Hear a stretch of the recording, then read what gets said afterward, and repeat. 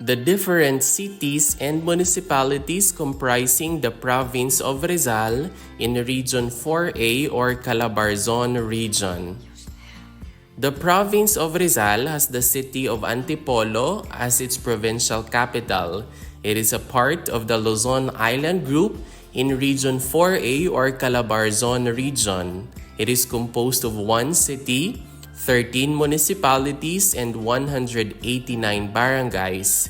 It was founded on June 11, 1901, and the total land area is 1,182.65 kilometers squared or 456.62 square miles.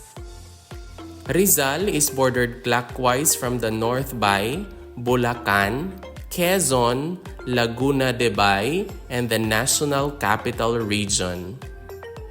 Here are the different cities and municipalities comprising the province of Rizal in Region 4A or CALABARZON region.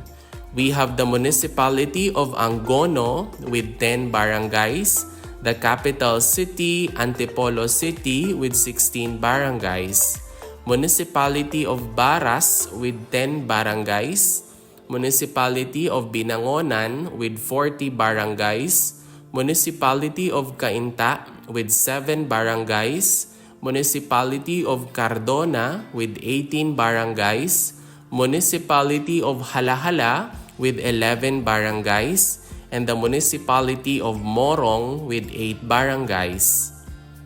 We also have the municipality of Pililia with 9 barangays, the municipality of Rodriguez with 11 barangays, municipality of San Mateo with 15 barangays, municipality of Tanay with 20 barangays, municipality of Taytay with 5 barangays, and the municipality of Teresa with 9 barangays.